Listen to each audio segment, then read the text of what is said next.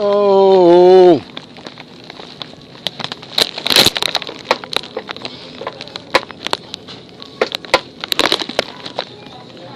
All right now. All right now. Oh, what love got to do?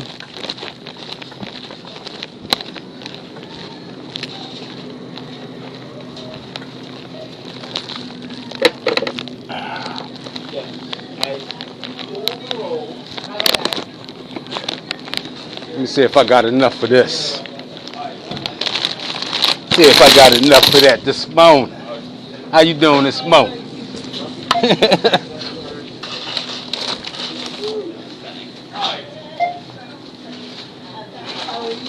Okay. No complaints. Do your thing.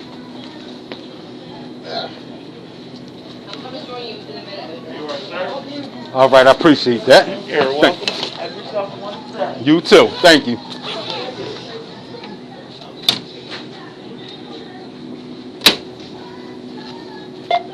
He's actually in the office. What's up, man? All right, how you doing, fam?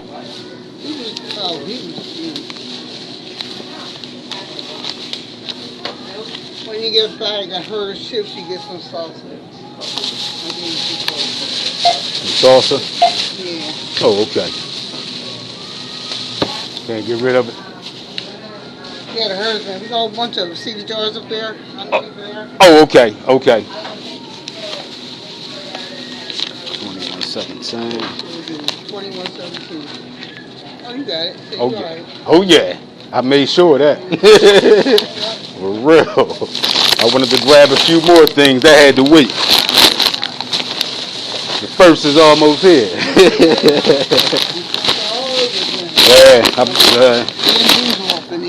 I know that's right. A grand mess, right? Yeah, it is. Right. And school right there. School be starting too. So, yeah. It ain't like it used to be back in the day, you know. Totally different. Good morning. Yeah, this is.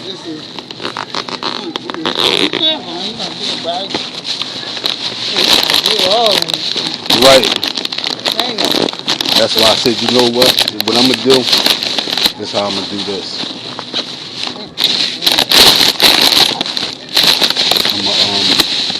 I'm gonna give you the salsa back. No, that's for you. We gotta get rid of it. I'm gonna give you that back so I can make room for my bag. Oh, you don't take it with you, though. I can't. Let me see. You sure? Yeah, I'm good. I'm good on that. I'll be going down Curling Street, sauce everywhere. Oh boy. Right, saucy. Right. Right. Thank you, baby.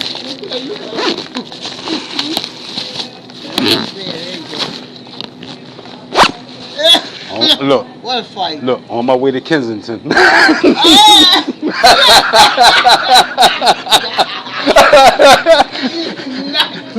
Look, you see me? Oh, he coming from Kensington. Have a good one, baby, all right?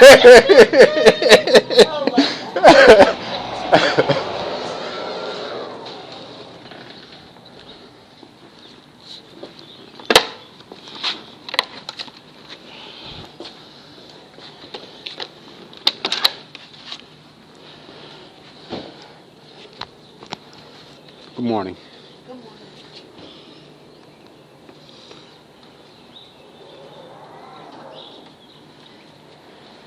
Poverty ever more rapidly, while other ethnic groups gain employment ever more swiftly. And we find ourselves begging for handouts on the streets of America. If you read a detailed analysis in the Wall Street Journal last week, 2 full pages and a full column saying what? Losing ground. Blacks, the only group that suffered a total loss of employment during the recession. Mm-hmm. Facts, this is man. your affirmative action for you. Blacks who were 10, 15% of the working staffs of many corporations suffered 20, 30, 40, almost 50% of the cuts. in jobs. During 90 and 91, when 60,000 blacks lost their jobs in American corporations, 60,000 Asians moved into jobs in American corporations. 55,000 Hispanics moved into jobs in American corporations. Where's your people of color? Where are these people every time they stand up? They say black and Latina. And yet we don't hear a word coming the other way. Yes, the white man does give you what you want with a vengeance. He says, you want it, I'll give it to you. You want affirmative action, we'll make everybody a minority. We'll bring the white women in on it. We'll bring all the other ethnics in on it. We'll lay a game on you called diversity in the workplace, and you'll fall for it. And then they will say, well, since we've got to hire all these other groups, we have to cut back on the number of people that we hire from you. Now, you can't object to us hiring Hispanics and Asians, can you? The most interesting thing about this situation, ladies and gentlemen, is that while we are flowing out of American corporations and white blue-collar workers are suffering great losses, with other ethnic groups gaining, this is at the very point where some 60 black people, distinguished Negro leaders, sit on nearly 170 corporate boards. Yes. People such as Barnum Jordan sits on 10 and earns $500,000 a year for just having his name on the board. Okay? Did you read the piece last week? He's Clinton's favorite guy. Yeah. When Clinton wants to have fun, he calls Vernon. They play golf and go on the yacht together, and, you know, and he runs interference for Clinton, and you know, they just good old buddies. Even his law firm says, we didn't hire Jordan for his legal talent. They just said up front. His role. We get five of them. Yeah. Play around. Yes.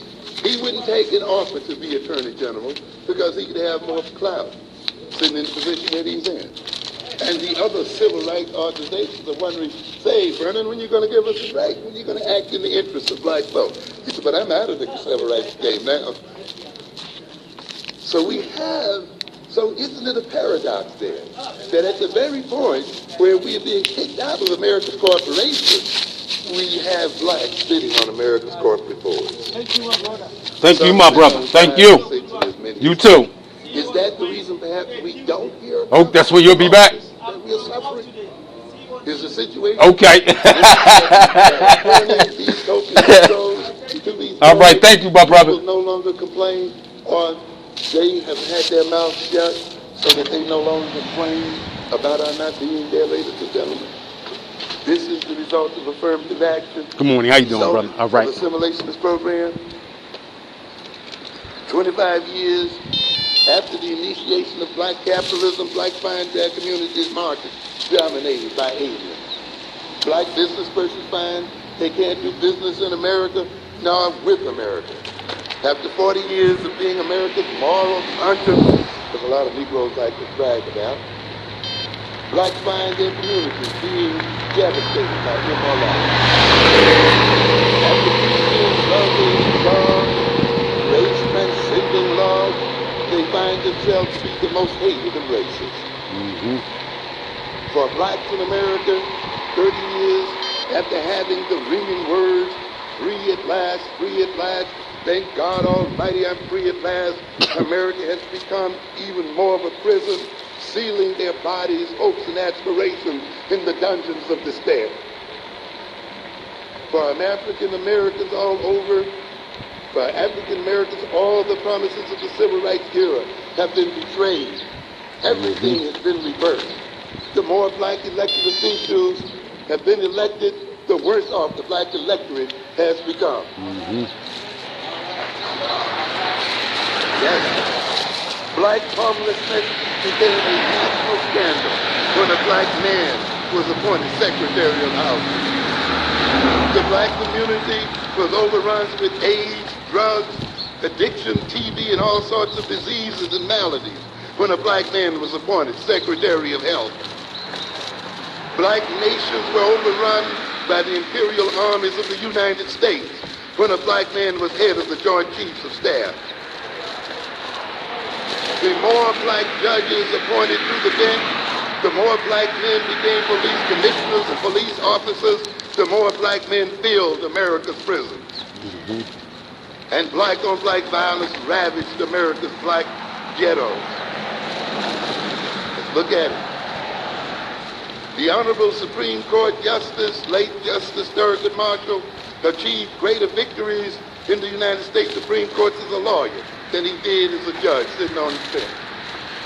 In fact, he sat on the bench and sadly witnessed his life's work being ravaged and savaged by a mean-spirited bench. As a black man assumed to become Secretary of Commerce, blacks as an ethnic group are the least ones engaged in what? Commerce at home and abroad. In 1993, the appointment of a black woman as Surgeon General and advocate of sex education and the dispensing of condoms, black teenage pregnancy and female-headed families threaten the very foundation of the black family and culture and the viability of the black community. This is the legacy of the leadership that we have confronted, ladies and gentlemen. And we must look at poor leadership. Under whose leadership and what leadership did this occur? It occurred under the leadership of what I call the assimilationist, moralist leadership establishment. Those people who told us that salvation lay in assimilating with other folks. We look at this shame as we see more black mayors elected. Good morning, how you doing?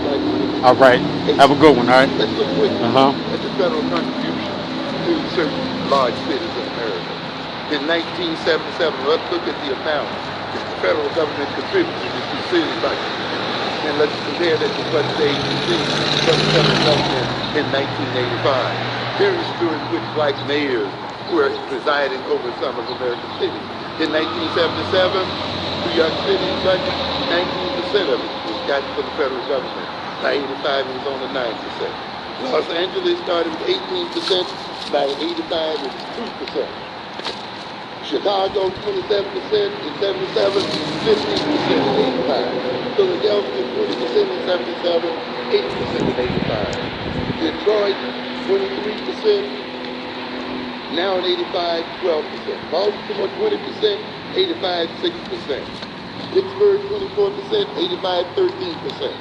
Boston, 13%, in 85, 7%. Cleveland, 33%, in 85, 19%. Minneapolis, 21%, in 85, 9%. So are the black mayors bringing in the money? Are the elected officials bringing in the money?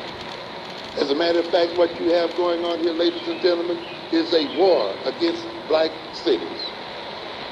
You have the federal government itself engaging in the provocation of black populations to riot, so that under the cover of bringing law and order, they may impose martial law on those populations and destroy those populations.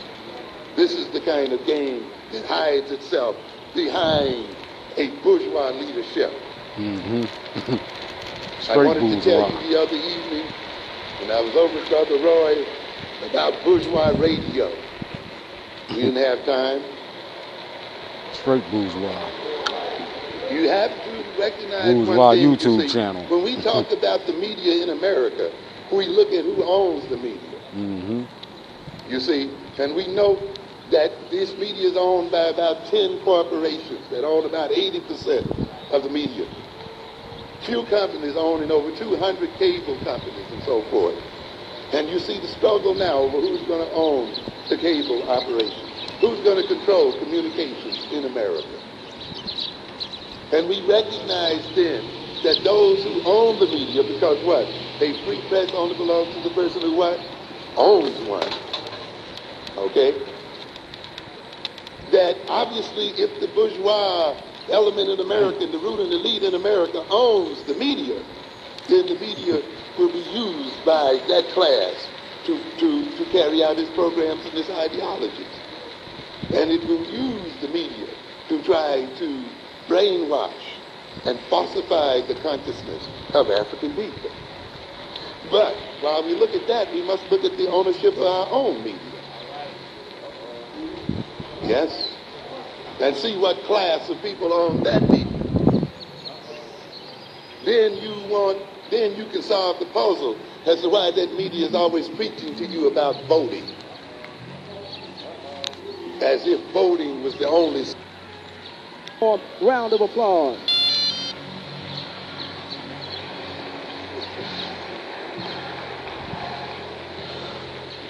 Thank you, dear family, for your generosity.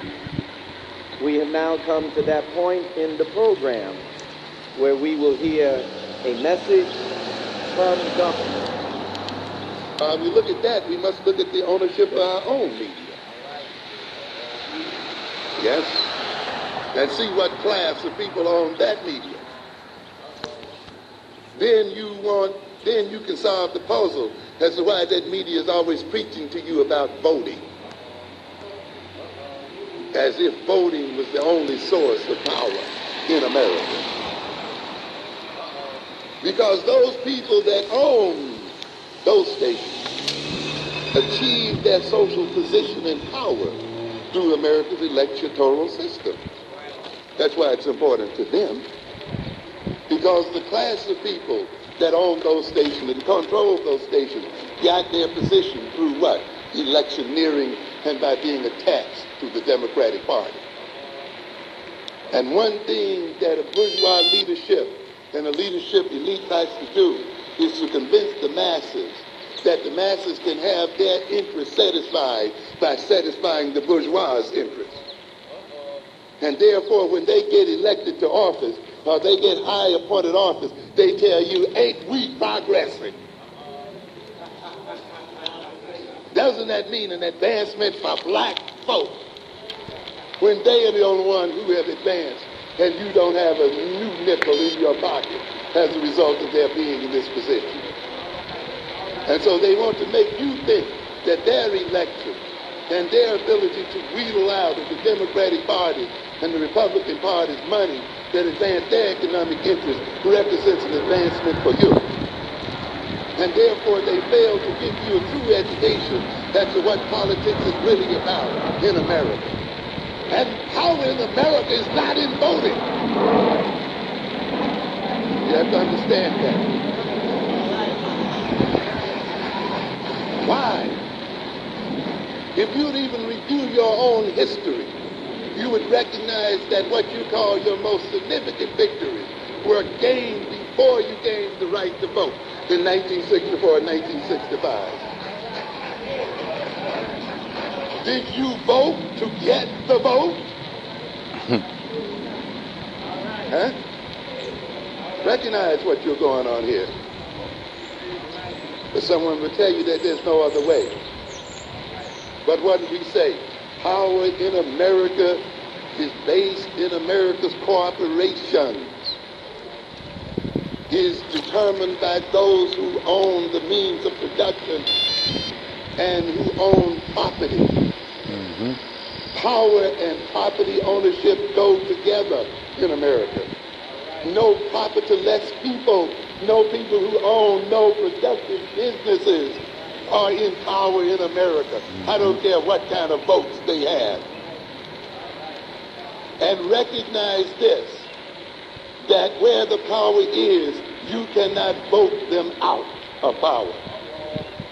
Because those who run America's multinational corporations and run America's institutions don't run for office.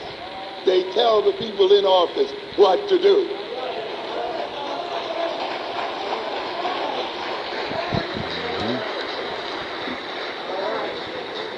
And therefore, if you are to wield real power in America, you must own the sources of power.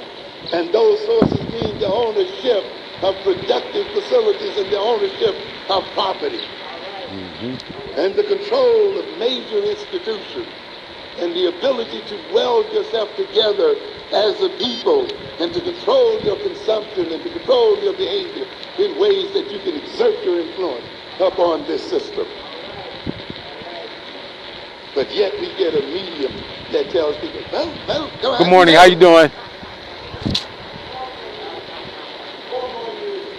And you're going to suffer all the more as a result thereof. Yes, you got to face the reality. You got to know where it's going. Power lies in strategy. It lies in technique. It lies in alignment. You see.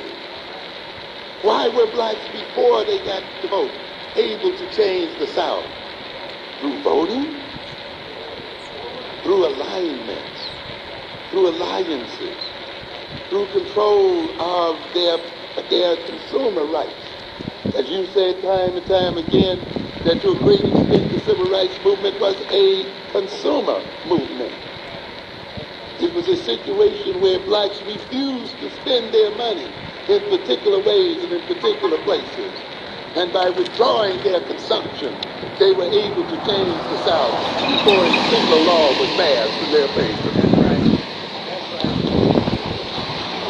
Just the ability of black people to stand side by side and shoulder to shoulder and to march in one straight line changed the face of the South. So what does it say? Just the ability to sit in front of a door and not permit other people to bear his power.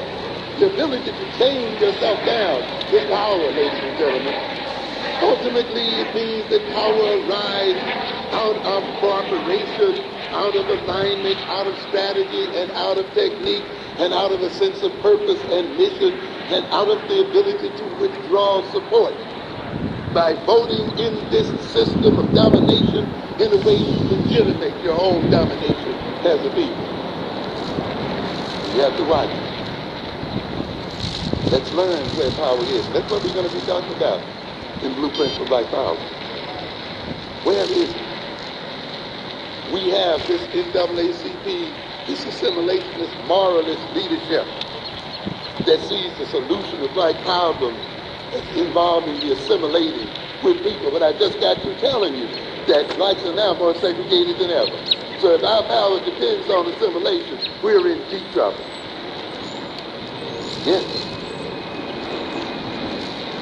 We have some group of preachers who try to tell you that the major problem in America is moral. Yes, that's why I call them moral. That these people are stereotyped in some kind of way. And if we get them understanding, you see those silly ads on TV. Stop the hate. As if this was going to change something. As if the problem is hate. If the problem is they have a wrong knowledge of who you are. Come on. Yes. That the problem is one of morals. And therefore, what we got to do is convert these white people to their own religion. And we got to make them true believers in their own constitution. And that way we will be free. You're out of your mind. Every revolution has had to deal with the issue of whether you should struggle for abstract rights or struggle for a right to meet the basic needs of the people. This was the issue that Booker was working with too. He was raising that issue. Is the voting the really primary thing? Getting black people to vote? Getting civil rights the primary thing? Or should we see about feeding the people first, building an economic base, and then moving into the civil rights and voting kingdom? When we look at the history of other immigrant groups and ethnic groups, we've seen them almost be silent on the issue of voting and civil rights and so forth, as they moved into the black communities and other communities and established an economic base. And then after getting an economic base, using that base as a political tool. You see now the vendors are being swept from the streets of Brooklyn. And they're being swept from the streets of Harlem on black folks' money. You sat up here and you supported these Koreans. You didn't see color when you spent your money. You wouldn't let somebody else tell you how to spend my money. And they paid you back. You talked about multiculturalism, and yet not a one of you is in partnership with the Korean. Not one of you is in partnership with an Arab. Not one of you is in partnership with white folks. Where are the multicultural businesses? Where are the multicultural economic situations? What are you talking about, multiculturalism? Where is it? They laid it on you. And yet in Blueprint for Black Power, I talk very straightforwardly about the Korean organization. I named the presidents. We're calling names here, ladies and gentlemen. And they are called the Korean Producers Association, the Korean Grocers Association, the Koreans of Greater New York Association, not Multicultural Association, not Multicultural Grocers Association. No, Korean grocers, Korean producers.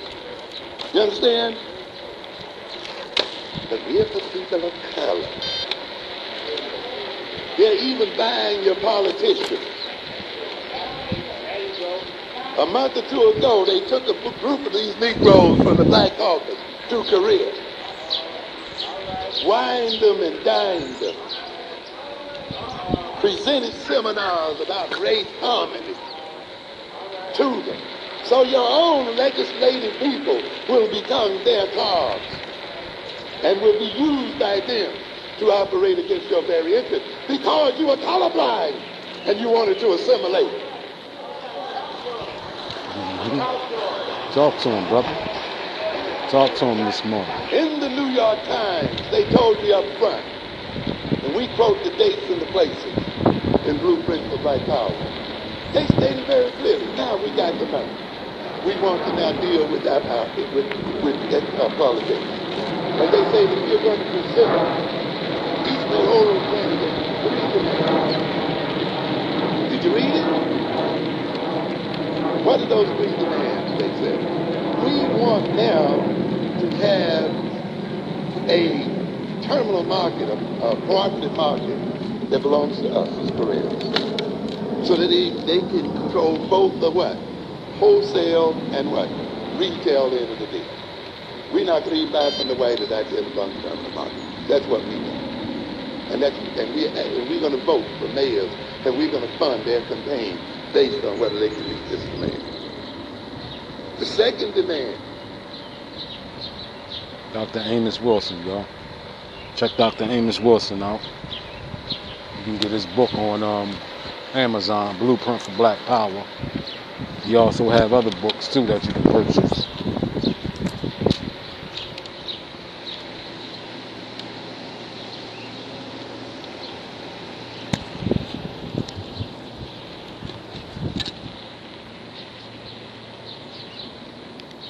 It's my speaker here, y'all. See it? Bluetooth speaker.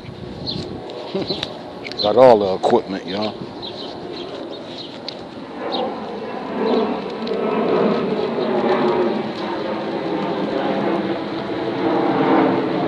Dr. Amos N. Wilson, Blueprint for Black Power, Black Leadership. Because on that tip, I can't even say ancient Egyptian Africans, because they don't.